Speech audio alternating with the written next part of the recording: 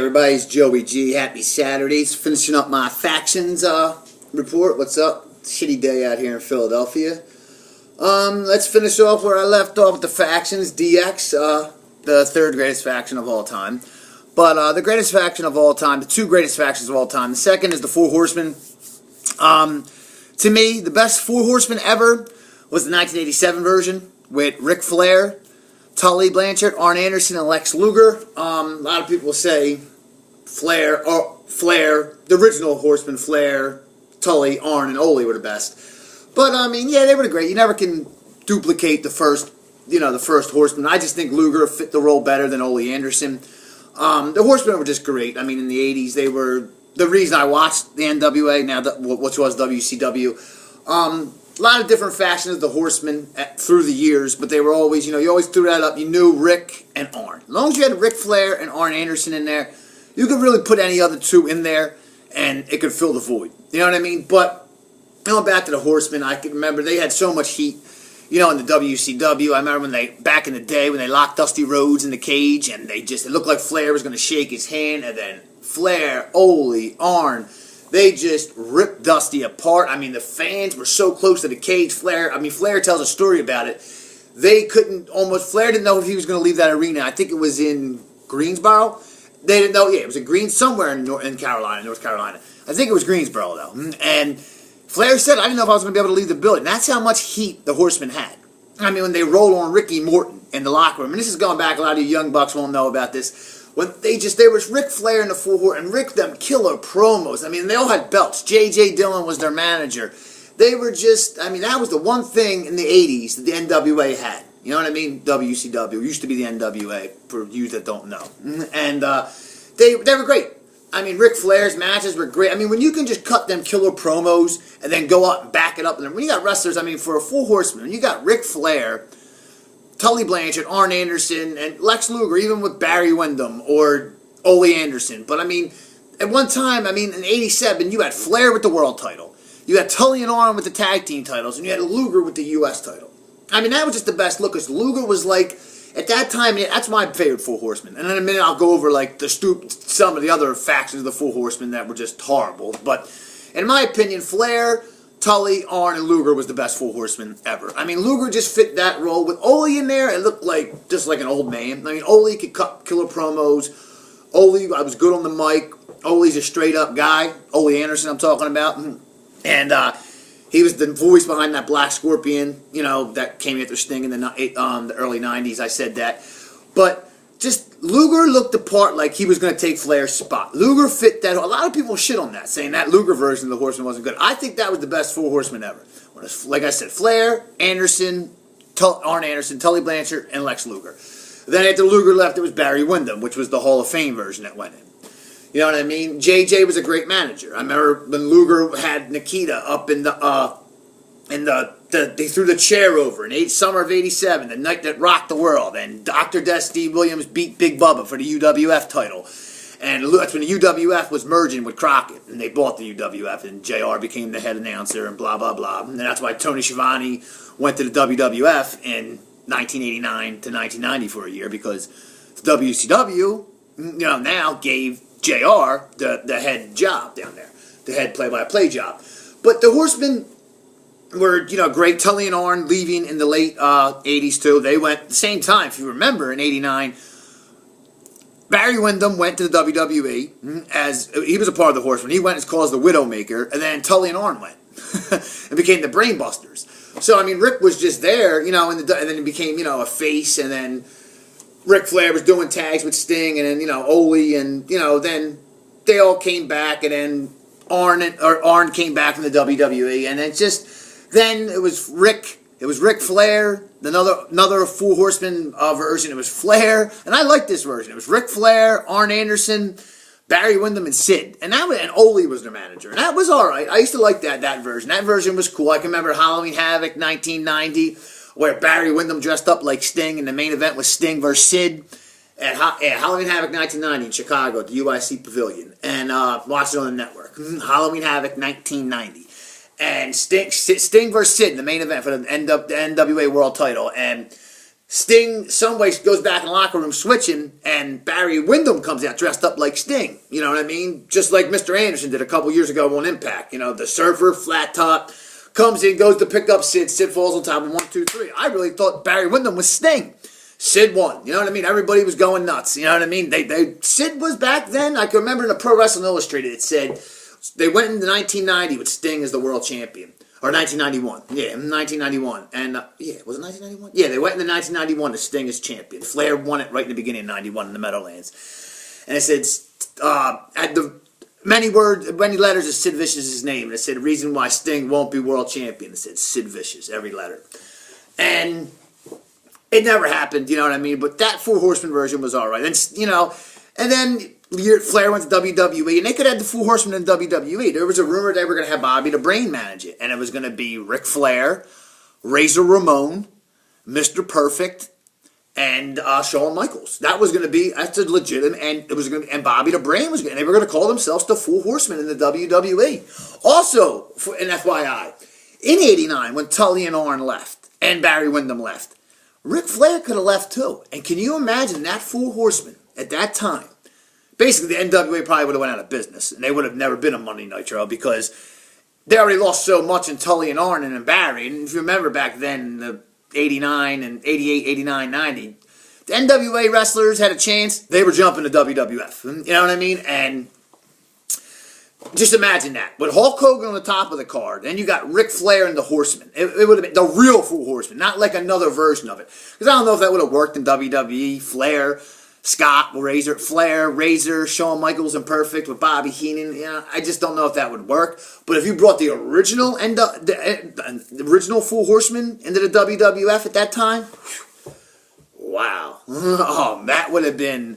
I mean, it was must see when Flair came in. Anyway, because everybody wanted to see Flair and Hogan fight. But can you imagine? Like Arn Anderson said in the interview. He said, "I think Rick went to WWF too late. If he would have went with me and Tully."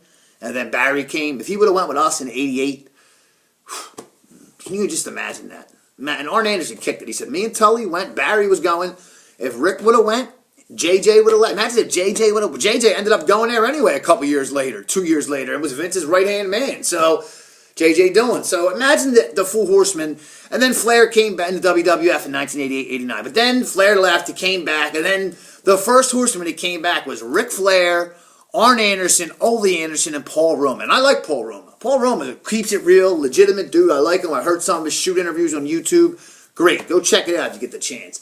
But as a Horseman, that sucked. That really sucked. And the versions in the Monday Night Wars with Ric Flair, what was it, Mongo McMichael. I mean, I hear Mongo was a man's man, was a cool-ass dude behind the scenes. I personally never liked Mongo. I just didn't. He was always busting on WWE went during the Monday Night Wars and just dick riding Bischoff. I never liked that. Jeff Jarrett and the Horseman for that cup of coffee, that was corny. Benoit, I could understand, but I mean, at one point the Horseman was Ric Flair, Arn Anderson, Benoit, McMichael. It was just horrible. And then when the Horseman ended, finally, Arn retired, and you remember that, the funny thing the NWO did, you know what I mean, which is, you all know, is the #1 faction, and I'll go over them in a second.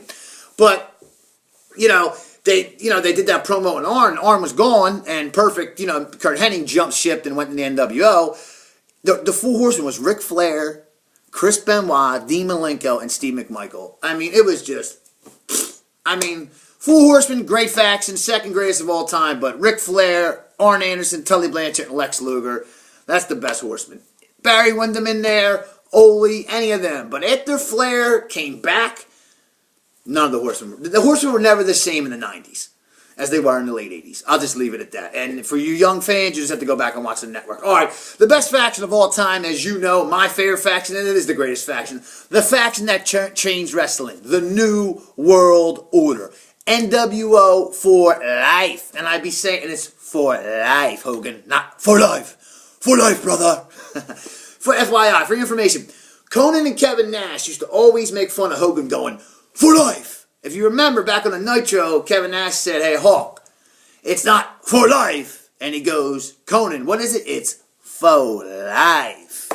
Nash said, Hawk, I know for a fact you don't sit around your house and listen to Mac 10. And the NWO was just great. Then they came in when, I knew they were leaving. I'm a wrestling buff. I'm a wrestling nerd. You know what I mean? And I remember in February of '96 that year, I remember, hearing on the dirt sheets, you know what I mean? I used to get the PWI torch. And it said that, that Hall was definitely Scott Hall, Razor Ramon was definitely leaving, going to the WCW. And possibly Kevin Nash could be coming. And even back then, originally, Sean Waltman was the first one, X-Pac, 1, 2, 3 kid, was the one that had to talk to WCW. He saw Eric Bischoff in an airport. And Bischoff was like gloating like a little kid that he saw the 1, 2, 3 kid. You know what I mean? And he wanted to get him over. Bischoff just wanted to get all of Vince's guys, but it worked. And basically, I used to think the NWO was just the WWF guys taking over WCW. To me, and I think any legitimate wrestling fan, that's what it was. Aside from like Buff Bagwell and Scott Norton, I mean, they were all WWF guys. And Sting, you know what I mean? Sting didn't join until they were the Wolfpack, and it was watered down anyway. And the Giant, okay? That was the only one. He was young. But, I mean, you look at the original NWO, Hogan, Hall, and Nash. I mean, you got Hulk Hogan, basically the greatest wrestler, I mean, not greatest wrestler, greatest name in wrestling, greatest name in the WWF. Then you got Diesel, you know what I mean, who just came to WWF at that time after being the champion for a year. And you got Razor Ramon, who's a household name. You know what I mean? And then, they added the Giant. I think they added the Giant to say, are these ain't all former WWF guys? But then they bring DiBiase in. Then you had the kid, X-Pac, Waltman sitting in the crowd. And then Bischoff came in. And I thought with Hogan, Hall, Nash, the Giant, Bischoff, and 6. 1, 2, 3 kid, X-Pac, Sean Waltman's his name. That was fine. Just them 6 guys with Bischoff running it. That was fine. Before you knew it, you had Buff. You know what I mean? You had Scott Norton. It just got ridiculous to the point where you had Brutus Beefcake dressing up as Hulk Hogan's friggin',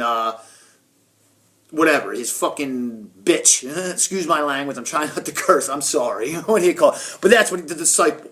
He was basically Hogan's slave.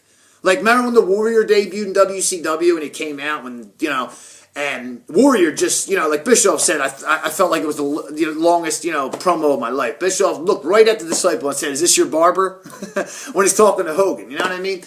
The NWO, I can remember in '99 just got so out of hand. When they came to the arena in the Hells Angels in Knoxville, Tennessee, it was right in the beginning of '99.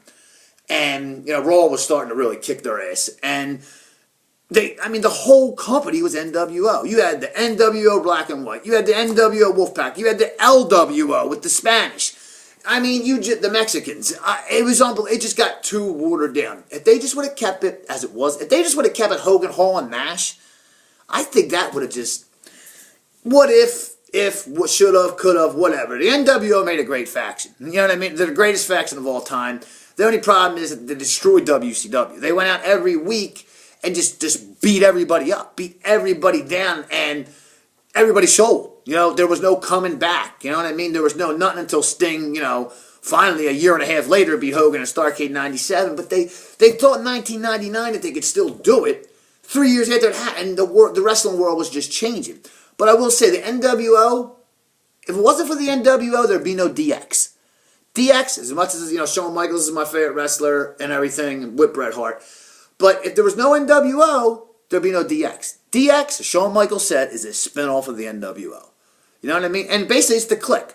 The Scott Hall, Kevin Nash, and Waltman, went down south, click south. Click north was Hunter and Shawn, and then X-Pac came back, Waltman. You know what I mean? Click south, click north. Watch Click Rules on the WWE Network. But the NWO they changed wrestling. They did. They made wrestling, they made the bad guys cool again. I mean, the NWO merch was crazy. Anywhere you would go. I mean, I remember going to Florida. I remember going to friggin' Cancun. NWO shirts everywhere. I mean, Austin 316. But, I mean, the NWO just changed wrestling. When Scott Hall and Kevin Nash jumped, that changed wrestling. The guaranteed contracts. I mean, like Shawn Michaels said at Kevin Nash's Hall of Fame speech. I mean, if it wasn't for Kevin Nash and Scott Hall, half of you wouldn't even be sitting here right now. You know what I mean? If there was no NWO, there'd be no DX. There wouldn't be cool factions. There wouldn't be like guys like Kevin Owens who gets a pop. You know what I mean? It was like taboo back in the day for a bad guy to get a good pop. I mean, back in 1986, 87. You know what I mean? You never heard a bad guy get a pop. Now you listen to Kevin Owens when he comes out. Watching Seth Rollins pops back out. This is all because of the NWO. The NWO started all this, and I'm NWO for life. This is the end of the factions thing. I'll be back whipping it up with an open forum on my next show. It's going to be very good. I'm going to be talking about the business and all the insides and everything. This is Joey G. I'm out. Peace.